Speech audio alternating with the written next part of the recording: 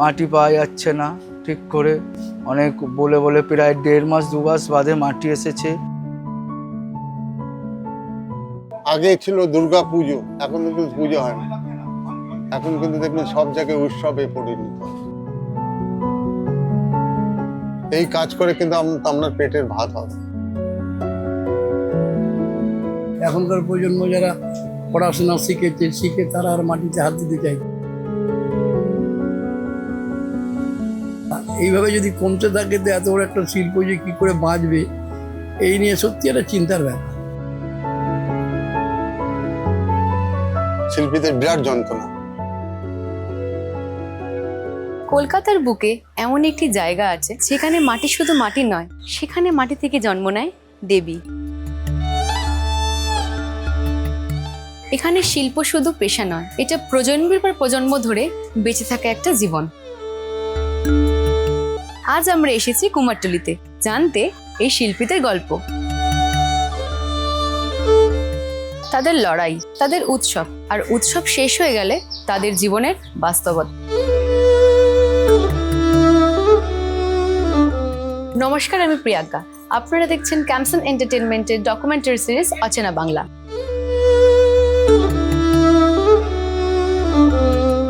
আজ আমরা ঘুরে দেখব কলকাতার ঐতিহ্যবাহী কুমারটুলি।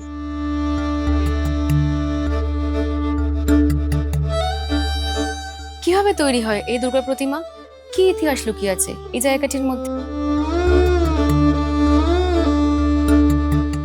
উৎসব আসতে আর মাত্র কয়েকটা মাস, তার জন্য কি প্রস্তুতি, সবটা জানবো আজকে এই ডকুমেন্টারিতে। প্রায় 300 বছরের পুরনো এই কুমারটুলি। ব্রিটিশ আমলে কলকাতা যখন ধীরে ধীরে শহর হয়ে উঠছিল, তখন বিভিন্ন পেশার মানুষদের আলাদা আলাদা এলাকার বসবাসের ব্যবস্থা করা হয়। কুমোর অর্থাৎ মৃৎশিল্পীরা এখানে এসে বসবাস শুরু করেন।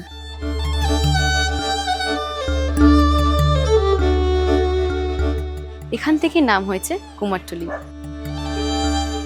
শুরুতে ছোট ছোট মাটির জিনিস তৈরি হলেও ধীরে ধীরে এখানকার শিল্পীরা দুর্গা প্রতিমা তৈরির জন্য বিখ্যাত হয়ে ওঠে।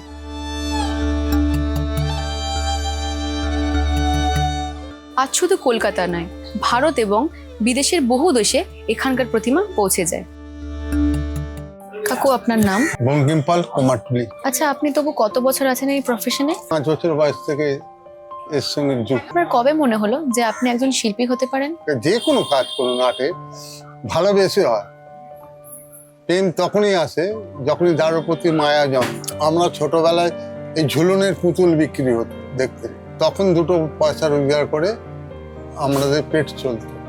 খুব খারাপ অবস্থা যে আগে আমরা কাজ শিখেছি পয়সার জন্য না, ওই বললাম না, ভালোবেসে, ভালো লাগা।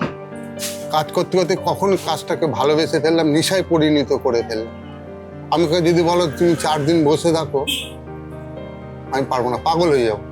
মাথার মধ্যে একটা ঘুরছে, যতক্ষণ না আমি সেই কাজটা করতে পারছি আমার একটা ভেতরে যন্ত্রণা হচ্ছে। সেই যন্ত্রণা তখন বলে বোঝাতে পারবো না।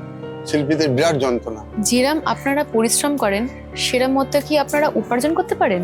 এখন মানুষে অল্পতে অনেক রোজগার করার চেষ্টা করে।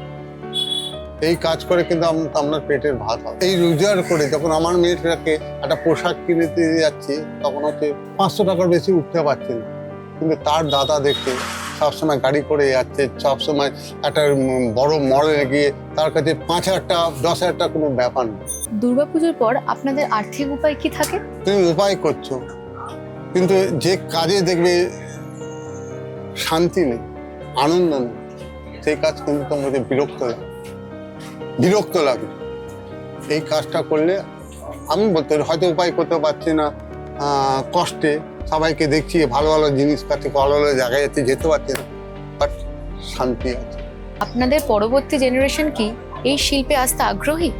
না, সেটাই তো দুঃখের বিষয় যে এখনকার প্রজন্ম যারা পড়াশোনা শিখে তারা আর মাটিতে হাত দিতে চায় না। এইভাবে যদি কমতে থাকে তো এত বড় একটা শিল্প যে কী করে বাঁচবে, এই নিয়ে সত্যি একটা চিন্তার ব্যাপার। একটা ছোট স্কুল করেছি, স্কুলে ছোট ছোট বাচ্চাদের নিয়ে আমাদের এই মাটির কাজ শেখাচ্ছি। যেহেতু সেখানে কয়েকজনও যদি শিল্পী হতে পারে, এরকম একটা ব্যাপার নিয়ে আমরা করছি। একটা প্রতিমা তৈরি শুধু একটা শিল্প নয়, এটি ধৈর্য, সময় এবং অনুভূতির মিশ্রণ। প্রথমে তৈরি হয় বাঁশের কাঠামো, তারপর খড় দিয়ে তৈরি হয় শরীরের আকার। এরপর গঙ্গার পাড়ের বিশেষ মাটি ব্যবহার করে ধীরে ধীরে ফুটিয়ে তোলা হয় প্রতিমার রূপ। মাটি শুকিয়ে গেলে শুরু হয় রঙের কাজ। আর সবশেষে আসে সবচেয়ে গুরুত্বপূর্ণ মুহূর্ত, চক্ষুদান। অনেক শিল্পীর মতে এই মুহূর্তেই যেন প্রাণ পায় প্রতিমা। দুর্গাপূজার সময় কুমারটুলি জমে ওঠে আলো আর ব্যস্ততায়, কিন্তু অনেক শিল্পীর জীবন আবার ফিরে যায় অনিশ্চয়তার মধ্যে। কুমারটুলি শুধু একটা জায়গা নয়, এটি কলকাতার আত্মা।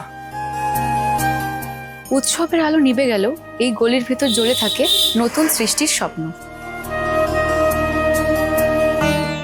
এখানকার শিল্পীরা মাটি দিয়ে শুধু প্রতিমা গড়েন না, এরা গড়ে তোলেন আমাদের সংস্কৃতি, আমাদের আবেগ।